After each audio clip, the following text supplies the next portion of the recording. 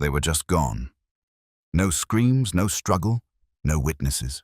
An entire family, a mother, a father, 2 children, and their dog, vanished from a quiet Oregon campsite like smoke on the wind. Labor Day, 1974. A holiday weekend meant for relaxing and laughter and grilling burgers under the trees. But by Monday morning, the Cottons' campsite looked like they'd simply gotten up from breakfast and vanished into thin air. The milk was still on the table. The bag of diapers was untouched. The car was neatly parked, with purses and handbags and keys inside. Everything suggested normality, but the Cottons were gone. Not one of them. The police launched a massive search. Bloodhounds, helicopters, divers, nothing. No sign of a struggle. No one heard screaming. No footprints, only questions. Weeks turned to months. Rumors began to circulate. Had they been kidnapped? Attacked by a bear? Had they escaped? For 7 months, no one knew where they had gone. Until a young man prospecting for gold discovered something buried beneath rocks, something that would rewrite history and reveal a horror no one could have imagined. The captain had not escaped. They had not vanished.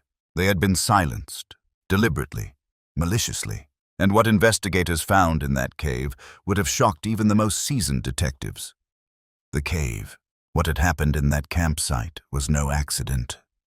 And what the cave had kept secret for 7 months was more than a tragedy. It was a secret no one was supposed to find out. Richard Cotton was not a man to draw attention to himself. At 28, he led a quiet, orderly, and deliberately simple life. He drove a logging truck, often starting his day before dawn and returning home long after dusk. It was hard work, but Richard did not complain. He was the kind of man who found meaning in providing for his family, the kind who prided himself on routine. Quiet by nature, he was not the kind to talk much at neighborhood meetings or to stay too long at the store. But those who knew him described him as a reliable, honest man who never gave up on a task halfway through. His wife, Belinda Cotton, was only 22. Yet she carried herself with the quiet confidence of someone who had found her calling. Motherhood was her calling. For her, every day was an opportunity to pour love into her children and make their lives a little better than her own. She was warm, soft-spoken, but determined. The kind of woman who made her own baby food, who proudly made shopping lists, who never fell behind on the family budget, to her friends and family. To them, Belinda was the bright center of their small, cozy home. And the home was built on love, not luxury. Their 2 children, David, who was only 5, and little Melissa, who was only 5 months old, completed the Cotton family. David was lively and curious, always asking questions, always running ahead on walks. Melissa, so little, was quiet. She would stare at the trees, wide-eyed, or listen intently to her mother's voice. Together, the 4 of them shared a small rented house in White City, Oregon. It wasn't big. It wasn't modern, but it was adequate. The family lived modestly but happily, defined by their intimacy rather than their possessions. Weekends were sacred. When Richard had free time, they would often pack up and head out into the woods around them, places where the air smelled of pine and the streams ran smooth and cool. Their favorite place was Carberry Creek, a quiet, wilderness spot nestled in the Siskiyou Mountains. It was close to home, but far enough away to feel like a true escape.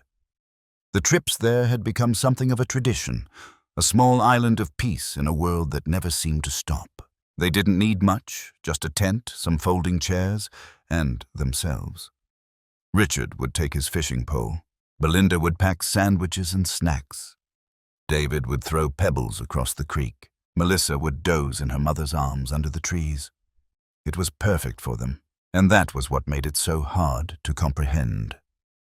The trip they had planned for Labor Day weekend in 1974 was like dozens of others they had taken before. They loaded up their 1956 Ford pickup. Richard took his fishing gear. Belinda took extra diapers and bottles. David held tight to his favorite toy. They waved to a few neighbors, promised to be back by Sunday night, and left like any other day. There was no sign of trouble, no hint that this trip would be different. But this time, they never returned. They didn't show up for work. They didn't answer the phone. Their truck sat unused, just as they'd parked it. Their lot, when they found it, was uncluttered, as if they'd just stepped away for a minute, but they hadn't. They were gone. All of them. People said it didn't make sense, because nothing about the Cottons ever hinted at drama or danger. They weren't the kind of people to run away. They had no enemies, no known problems, no reason to disappear. They were the kind of family that waved to their neighbors, always paid their rent on time, and never made headlines until they disappeared. It was supposed to be a relaxing weekend in the woods, a breath of fresh air, a family tradition. It was a dream trip. It was a peaceful morning on September 1st. The sun was high in the sky, casting a warm golden glow over the tranquil woods near Copper, Oregon. The Cottons, Richard, his wife Belinda, their 2 young children, 5-year-old David and baby Melissa, and their dog, a shaggy terrier, had headed to their favorite campsite for a quiet weekend. The campsite was tucked away in the Siskiyou Mountains, a place the family had visited for years. The air smelled fresh and earthy, a place where the only sounds were the rustling of the wind in the trees and the gentle murmur of a nearby creek. It was the perfect place for a family to escape, to disconnect from the chaos of everyday life and just enjoy each other's company. A place where nothing could go wrong. Richard decided early in the morning, just before 9 o'clock, to go to the store to get supplies for the trip. There was nothing unusual about it. Belinda stayed with the children, setting up the tent, laying out sleeping bags, and cooking dinner. Everything seemed completely normal. He was in a good mood, ready to spend a long weekend with his family in the woods. That was the last time anyone saw Richard. Richard returned to the campsite just as the sun was reaching its zenith.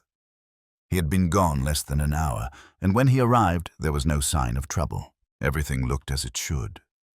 Belinda was sitting by the fire, the 2 children playing nearby. The day had passed as usual, a picture of serenity and calm, but then things went strange. Later that evening, Belinda's mother, who lived less than a mile from the campsite, was expecting the family to stop by for dinner on their way home. She arrived at the campsite expecting to see her daughter and grandchildren as usual. But as she approached, she felt a growing sense of unease. The campsite was eerily quiet. Too quiet. She called out, but there was no answer. She moved closer, her heart pounding, and then she saw it. The truck was still there. Belinda's purse lay open on the driver's seat, untouched. The diaper bag, usually filled with baby essentials, lay abandoned in the middle of the parking lot. The picnic lunch had been prepared, now cold, and left untouched. The milk carton was still sitting on the picnic table. The lid was ajar, as if someone had forgotten to pour it. Belinda's mother panicked when she noticed several items belonging to Richard on the ground. Among them was an expensive wristwatch, as well as his wallet, which contained $20, the equivalent of $134 in 2024. She also found an open pack of cigarettes, which she recognized as the brand Belinda smoked.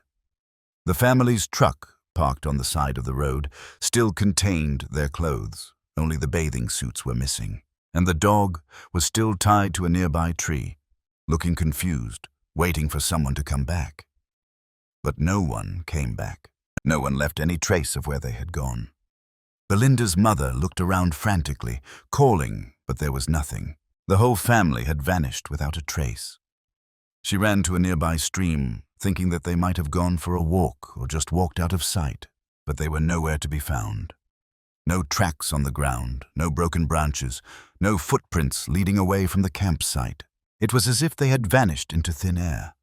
She thought she must have missed something. Maybe they had gone hiking. Maybe they had gone to get something. There had to be a reason, but the more she looked, the more impossible it became to figure out what had happened. There was no sign of a struggle.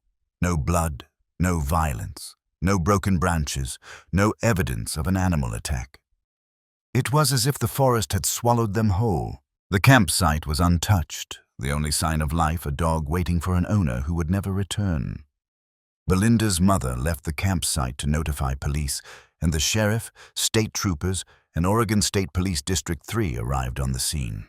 Lieutenant Mark Hazard, who led the case, later said the investigation was delayed. perhaps a day, because there was no indication that anything violent had happened in the campsite. One of the troopers, Officer Erickson, recalled, "That campsite was creepy. Even the milk was still on the table." The investigation into the Cotton family became one of the largest in Oregon history, involving state and local police, numerous volunteers, explorer scouts, the U.S. Forest Service, and the Oregon National Guard. The U.S. Forest Service surveyed 25 miles of roads and trails surrounding the campsite, and helicopters and planes flew over the area equipped with infrared photography that could detect recently turned Earth. Despite the extensive search, law enforcement was unable to find any evidence of a crime. The dense, overgrown forest surrounding the area seemed to devour the search efforts. There was no sign of the family for miles. No tracks, no broken branches, no footprints, no trace of where they had gone or what had happened to them. It was as if the Cottons had vanished into thin air. And with each passing day, the chilling thought remained. Was this an accident or something far worse? As the investigation moved from week 1 to week 2, the sense of urgency only grew. Investigators began exploring various theories. The possibility of voluntary disappearance was considered. Perhaps the family had simply decided to leave, throw their lives away, and disappear into the wilderness. But the more they investigated, the less likely it seemed. Richard, the father, was well liked in the community. He had a clean record, no debts, and no sign of trouble in his life. Belinda, the mother, was known for her devotion to her children, especially her young daughter Melissa. There was no indication that they would throw away their lives, especially without a trace. The next theory that emerged was even darker: murder-suicide. Perhaps Richard had gone mad. Perhaps something had gone wrong during the trip, and in a fit of anger or desperation, he had turned on his family. However, this theory was quickly discarded, as there was no sign of a violent struggle in the parking lot. No blood, no weapon, no sign of an attack on the family. The more investigators looked into this theory, the more it seemed untenable. Then came the theory that some thought was the most likely: a bear attack. After all, the wilderness was full of wildlife, and the area where they were camping was known for bears. But again, there was no evidence to support it.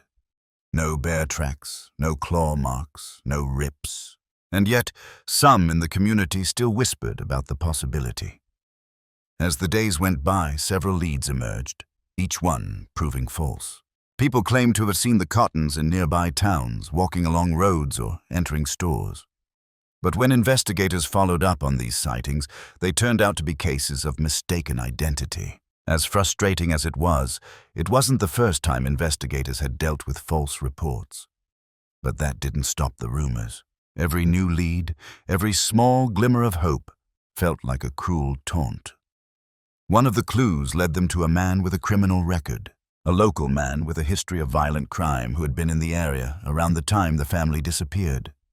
The police questioned him. He denied any involvement, and there was no evidence that he had anything to do with the Cottons' disappearance. The man had an alibi, and his connection to the case remained tenuous at best. But still, the police continued to speculate. Was it just a coincidence, or was there something more? During the police interview, Detective Evans, the lead investigator, explained the uncertainty they faced. "We didn't know what we were looking for. Was it an accident, a kidnapping, hijacking of evidence? We were chasing shadows, trying to make sense of something that just wasn't adding up." The frustration in his voice was clear. With each passing day, with no new leads, the investigation seemed to slip away.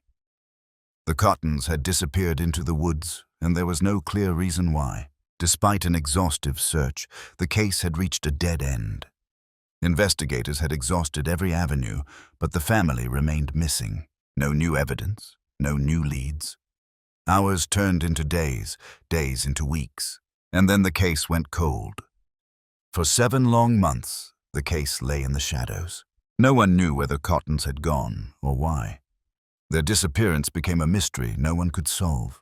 Police, volunteers, and the community had all but given up. It was as if the forest had swallowed them whole and refused to bring them back. But then, on a crisp spring day, April 12th, 1975, there was a break in the case. The case had been cold for 7 months, but now there was a clue, a piece of the puzzle that could finally solve the mystery of the Cotton family's disappearance, and she was hiding in the woods, waiting to be discovered. It was the morning of April 12, 1975, and 2 gold prospectors from Forest Grove, Oregon, were heading into the woods near Carberry Creek. They were used to hiking rugged trails, panning for gold, and exploring vast expanses of wilderness where most people dared not go.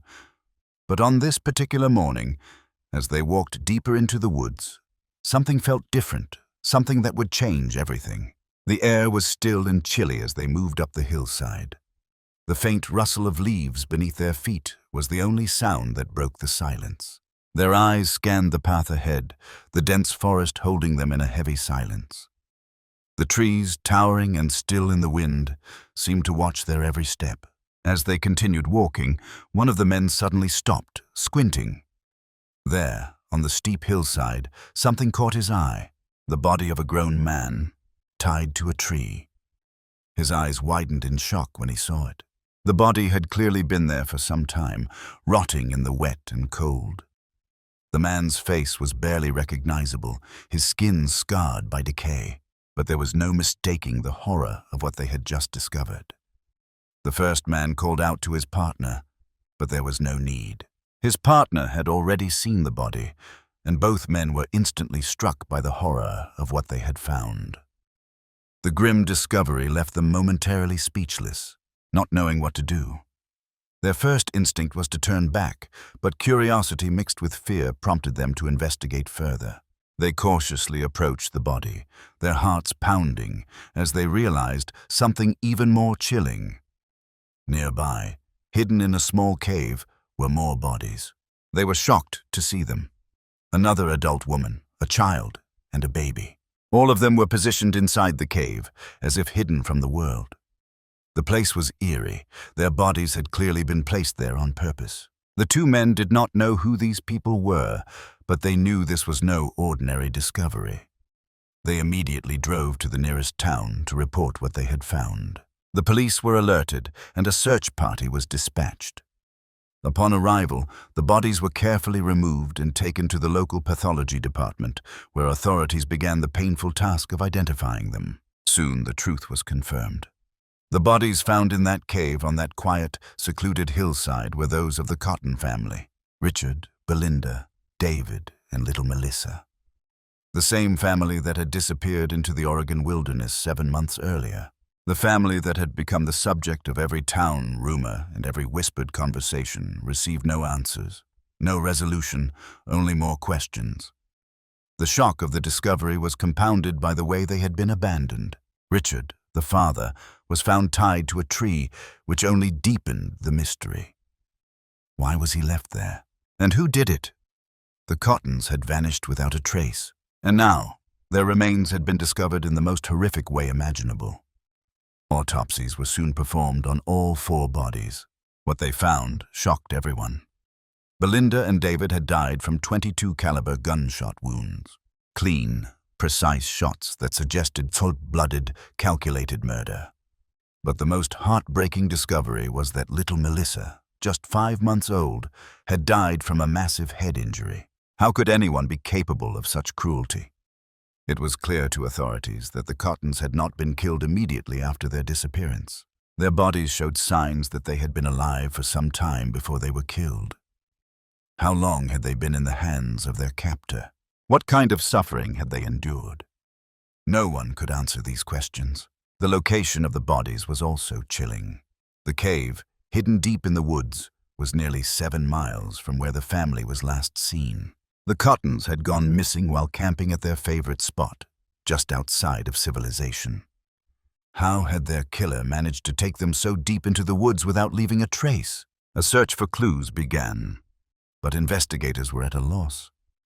They found no signs of a struggle in the campsite, no obvious footprints to follow, and no evidence to indicate how the family had been taken. The bodies themselves offered few answers.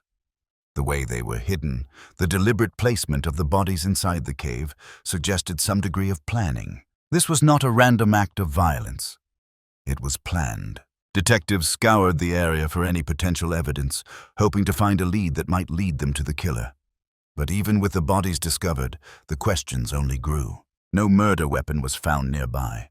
No signs of a struggle. How could a killer kidnap a family of 4, take them to such a remote location, and kill them without leaving a trace?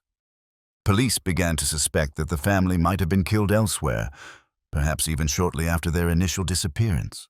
The remote cave where their bodies were found suggested that whoever was responsible had intended to hide them, and hide them well. With each discovery, the case became more disturbing. Why had Richard been tied to a tree? Why had the family been so carefully hidden in a cave? And most terrifying of all, who could have committed such cold-blooded, calculated violence? Was the death the work of someone close to them, someone closely tied to the family? Or was it an outsider who had strayed into their secluded campsite, preying on their vulnerability? The discovery of the Seng family's bodies reignited the investigation. It was clear that someone had gone to great lengths to hide the remains in the most remote and desolate part of the forest. With no clear leads, investigators turned to anyone who might have seen or heard anything that might shed light on the family's disappearance. Numerous interviews were conducted with people who had been at the campground on September 1st, the day the Seng family was last seen. It was standard procedure, but the results of those interviews raised more questions than they answered. One account in particular stood out. The family from Los Angeles had arrived at the campground around 5 p.m. that evening. They had come for a quiet getaway, but what they saw that evening would become an integral part of the investigation. While walking through the park, they noticed a pickup truck parked nearby. 3 people were standing near the truck: a man, a woman, and another man. The family recalled that the trio seemed to be waiting for them to leave. The father of the family, still unsettled by the encounter, later recalled that the trio made them nervous. They had a strange, unsettling presence. Something about them seemed abnormal. So, to avoid further contact, they decided to move on. Investigators were puzzled by the fact that this suspicious trio had been spotted so close to where the Seng family was camping. A woman whose description did not match anyone they knew, and 2 men whose actions had been noted as suspicious. Were they just random campers, or was something more sinister going on that evening? The idea that the trio might have had something to do with the disappearance was firmly ingrained in the investigators' minds.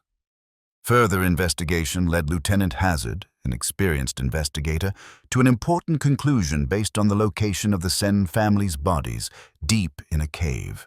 He surmised that the person responsible for their deaths was likely a local with intimate knowledge of the area. The remoteness of the cave, hidden among steep hills and thick trees, indicated that whoever left the bodies there had an excellent knowledge of the forest. It was unlikely that someone unfamiliar with the region would have been able to easily find such a secluded location. As the investigation continued, a new lead emerged. A Grants Pass resident who had volunteered for the search came forward with an alarming statement. In September, he had searched the very cave where the bodies of Belinda, David, and little Melissa were found. But then, the cave was empty. That was a key detail. If the bodies weren't in the cave during the first search, the question became, where were they during that time? To confirm this information, authorities asked a volunteer to escort them back to the cave. The man led them to the very spot where he had searched months earlier. When they arrived, authorities realized with a heavy heart that this was indeed the same cave. How could the bodies have been hidden there, only to suddenly appear months later? Did the killer know about the search and intentionally move the bodies? Or were the bodies placed there only after the search? This new information sent shivers through the investigative team. The possibility that someone familiar with the area, who was able to manipulate the search efforts, became increasingly likely. The more they dug into the details, the clearer it became that the killer was not a random, faceless character. This was someone who had studied the area, understood its many nooks and crannies, and knew how to evade the authorities' efforts. As the investigation progressed, investigators were left with more questions than answers. Could the strange trio spotted at the campsite have been involved in the murders? Was one of them a local who had led authorities to the cave? Or was it someone else entirely? Someone who had planned the fate of the Seng family with meticulous precision? Every step they took brought them closer to understanding the depths of this mystery. But with each discovery, it became clearer that the truth was more terrifying than they could have ever imagined. The disappearance of the Carton family had opened the door to a world of secrets that refused to be revealed easily. And with each new revelation, the sense of danger and anxiety only grew stronger. But who was the killer? And what drove him to commit such a terrible crime? The investigation had only just begun. The search for a suspect in the Seng family's murders had been going on for months, but the trail was gradually growing cold. No solid leads, no eyewitness accounts, only the vast wilderness that seemed to swallow them whole. However, despite the lack of concrete evidence, suspicion began to focus on one man. His name was Dwayne Lee Little, a local from Rue, Oregon.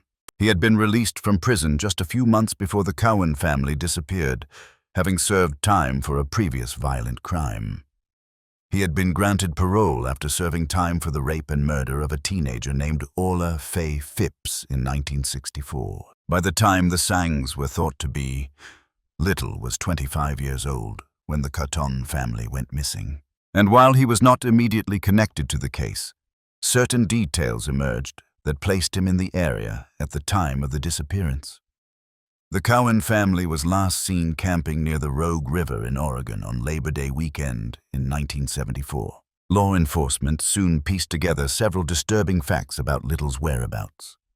Police learned that Little had been in the area around the time the family went missing. Not just in the area, but he had been seen nearby, walking along trails in the same woods where the family had camped.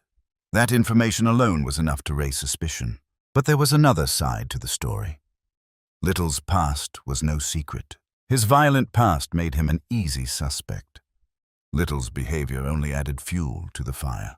He had tried to leave town shortly after going missing, which was highly suspicious. Why would anyone leave when a family had gone missing nearby? Worse, he reportedly acted nervous and unsure when questioned by investigators. But without hard evidence, Little remained at large.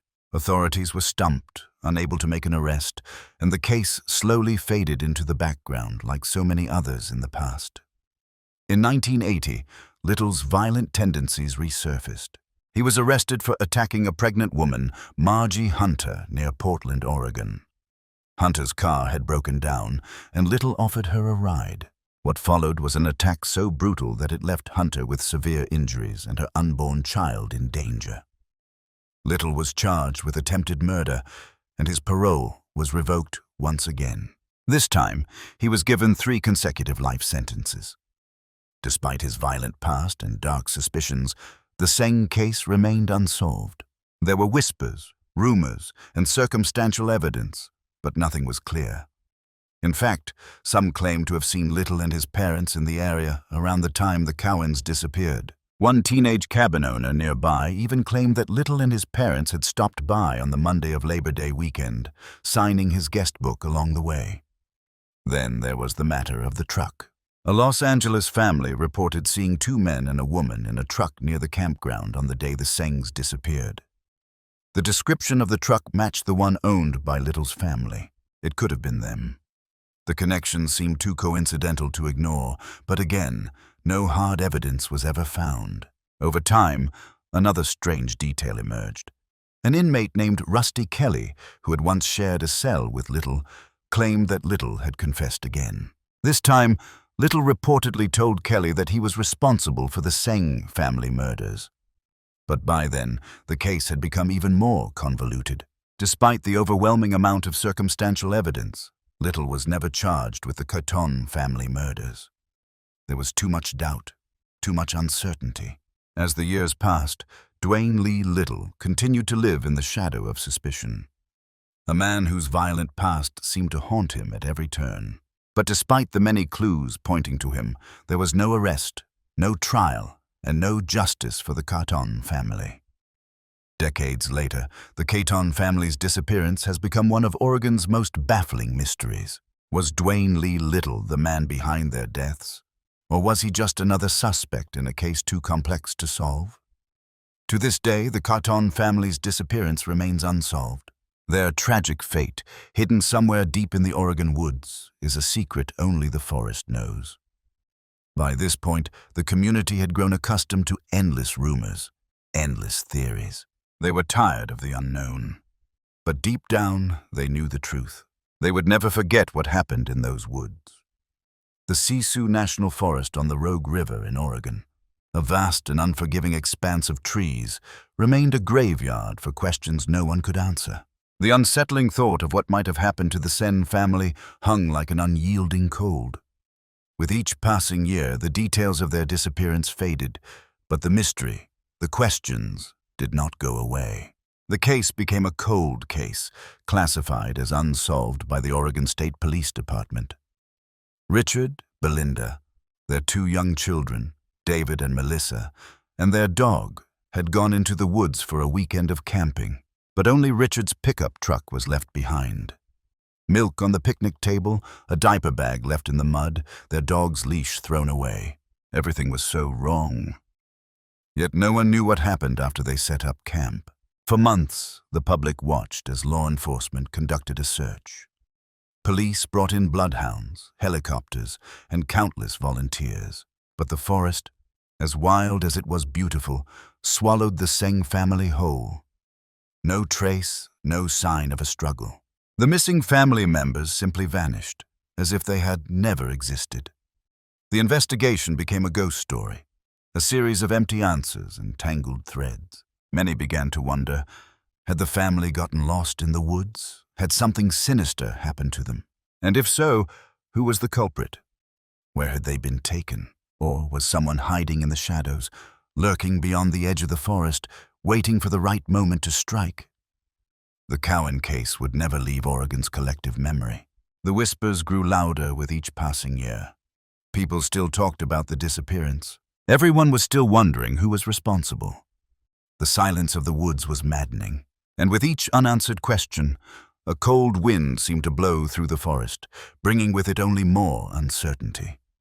The authorities could never get a clear answer. Their investigation had reached a dead end, and no one could come up with any real explanations.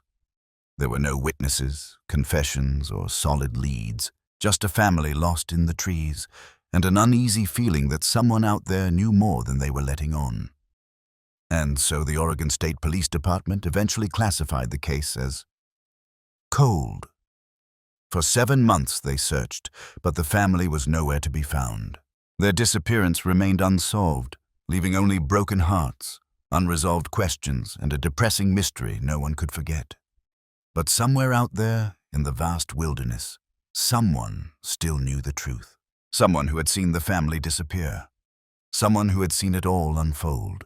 Someone who had walked those woods with them and never spoken a word. Why? Why the silence? Was it fear? Was it guilt? Or something darker? The townspeople talked and whispered, wondering who could have done such a thing. Who could have taken a family into those woods and kept a secret for so long? What kind of monster would leave such a trail of destruction in its wake? Over the years, the story of the Sen family had become more than just a tragedy. It had become a mystery that would never be solved. A warning of what happens when something so evil remains hidden in the trees, revealed only to those brave enough to look. But still, after all these years, the woods remain silent.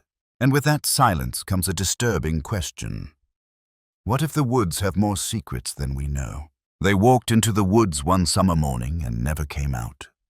And somewhere out there, someone still knows what happened, but never said a word. Sometimes it's not the woods you should be afraid of. It's the people who are coming for you. Leave your thoughts on this case in the comments.